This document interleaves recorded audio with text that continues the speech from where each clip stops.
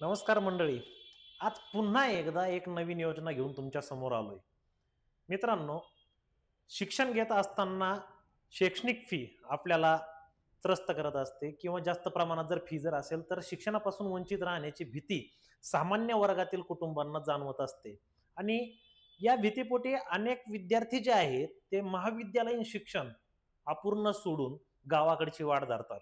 परंतु आता या योजनेद्वारे हा फायदा होईल की कुणालाही आपलं शिक्षण अर्धवट सोडून जाण्याची वेळ येणार नाही.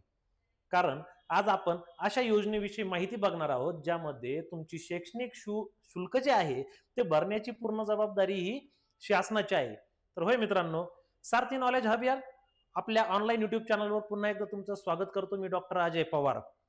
मित्रांनो, असे नवनवीन व्हिडिओ आपण तुमच्यासाठी खास घेऊन येत असतो. आजही अशाच प्रकारचा एक व्हिडिओ आहे. तर मित्रांनो, अजूनही जर आपण चॅनलला सबस्क्राईब जर केलेलं जर नसेल तर लवकरात लवकर सबस्क्राईब करा आणि ही समाज उपयोगी जी माहिती आहे ती आपल्या बांधवांना, समाज बांधवांना, मित्रांना किंवा जे होतकरू तरुण आहेत त्यांच्यापर्यंत शेअर करायला मात्र विसरू नका. तर मित्रांनो, आजची आपली योजना काय आहे बघूयात. तर मित्रांनो, आजच्या आपल्या ज्या योजनेचं नाव आहे ते आहे राजर्षी शाहू महाराज शिक्षण शुल्क शिष्यवृत्ती योजना.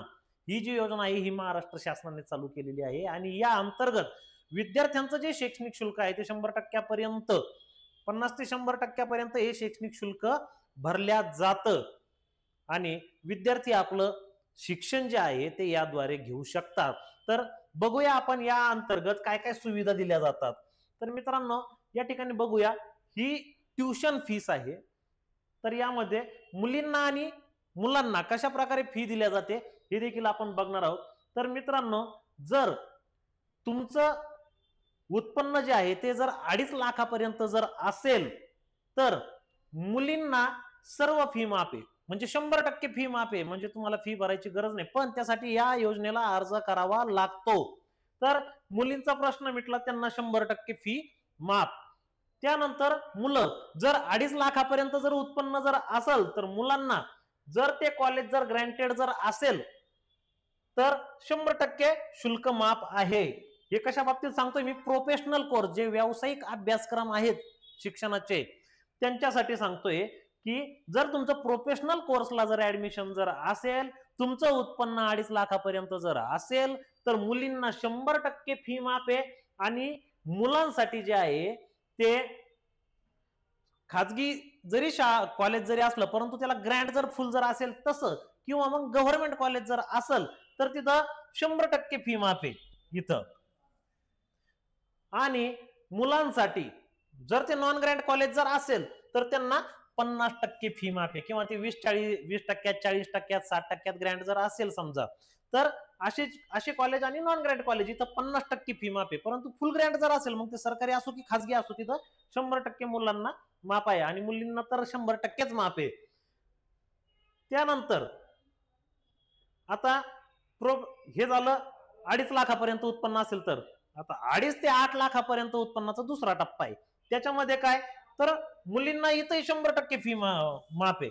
म्हणजे 8 लाखाच्या उत्पन्न 8 लाखाच्या आत जर उत्पन्न जर असेल तर मुलींना फी माफ आहे, हे डोक्यात घट्ट बसून घ्यायचं. त्याच्यानंतर मुलांना काय, जर 2.5 लाखापर्यंत जर उत्पन्न जर असेल तर ग्रँटेड कॉलेज जर असेल तर 100% माफ, नॉन ग्रँट कॉलेज असेल तर 50% माफ.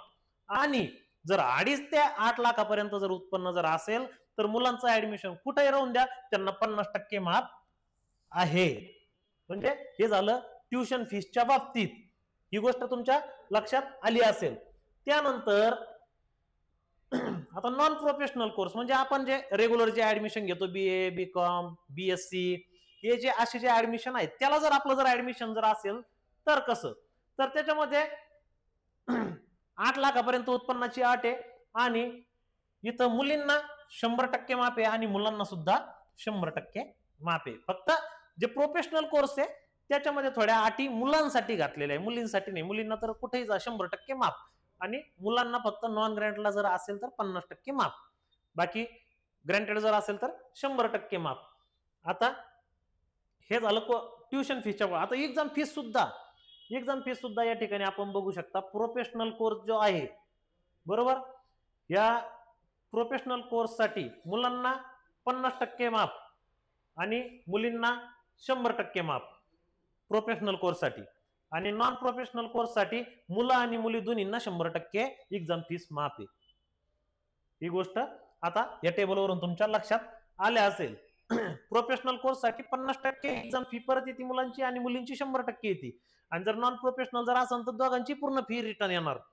म्हणजे हा मोठ्या प्रमाणात आपला फायदा आहे. खास करून जे प्रोफेशनल कोर्स आहे इंजिनिअरिंग मेडिकल सारखे, तिथं आपली फीस आपल्याला वापस येते, आणि त्याचा जो बोजा आहे तो आपल्या सामान्य शेतकरी वर्गातून अनेक मुलं पुढे जातात शिकण्यासाठी, त्यांच्यावर तो पडत नाही. आता याच्यासाठी कागदपत्र काय काय लागतात ते सुद्धा आपण पाहणार आहोत. तर याच्यासाठी सगळ्यात आधी तुम्ही महाराष्ट्राचे रहिवासी असणं गरजेचे आहे, म्हणजे तुमच्याकडे रहिवासी प्रमाणपत्र तहसीलचं असणं गरजेचं आहे. त्याच्यानंतर उत्पन्न प्रमाणपत्र सुद्धा तहसीलचं असणं गरजेचं आहे. जर 2.5 लाखाच्या आत जर उत्पन्न जर तुमचं जर असेल तर फी मध्ये अधिक सवलत आहे. 2.5 लाखाच्या पुढे जर असेल, परंतु 8 लाखाच्या आत असावं ते उत्पन्न प्रमाणपत्र लागेल. त्यानंतर कॅप संबंधित, आता हे कॅप राऊंड होतात बघा इंजिनिअरिंगला, बीएडला, लॉला, बीपीएड, एमपीएड साठी कॅप राऊंड होतात. तर त्याच्या संबंधित जे काही कागदपत्र असतील ते सुद्धा लागतात. त्यानंतर गॅप सर्टिफिकेट, जर तुमचा गॅप जर असेल तर तुम्हाला गॅप सर्टिफिकेट लागतं. परंतु जर तुमचा गॅप जर असेल तर तुम्हाला पहिल्या वर्षी ही शिष्यवृत्ती मिळत नाही, ती दुसऱ्या वर्षीपासून तुम्हाला कंटिन्यू घेता येते. गॅप सर्टिफिकेट एक लागणार आहे. त्यानंतर 2 मुलांच्या कौटुंबिक घोषणेचे प्रमाणपत्र, म्हणजे तुम्हाला ही जी योजना आहे ही फक्त 2 मुलांसाठी घेता येते, तिसऱ्या मुलासाठी घेता येत नाही, आणि तुम्हाला 2 अपत्य असल्यास तुम्हाला एक ते घोषणापत्र करून द्यावं लागतं. त्याच्यानंतर तुमची कॉलेजमधलं उपस्थिती प्रमाणपत्र आणि मागील वर्षीचं मार्कशीट, जर तुम्ही फर्स्ट इयरला असाल तर 12वीचं लावा, जर सेकंड इयरला जर आता फॉर्म भरणार जर असेल तर फर्स्ट इयरचं लावा. अशा प्रकारे एवढी कागदपत्र या योजनेसाठी लागतात.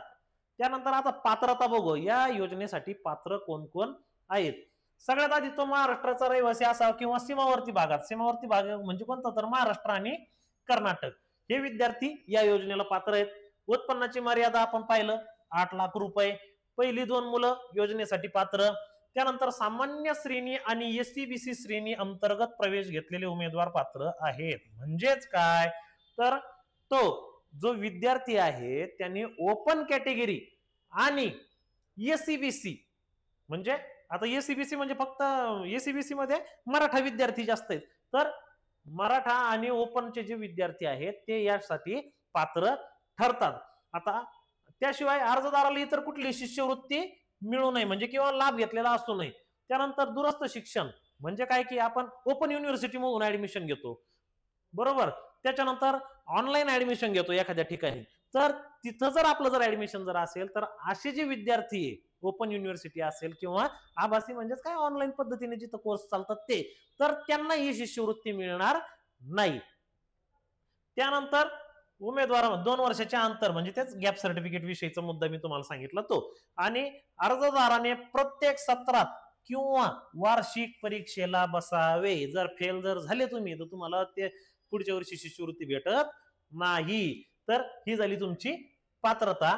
तर मित्रांनो, अशा पद्धतीनं आपण 50 ते 100% पर्यंत म्हणजे जवळपास 100% शुल्क माफी आपल्याला मिळते.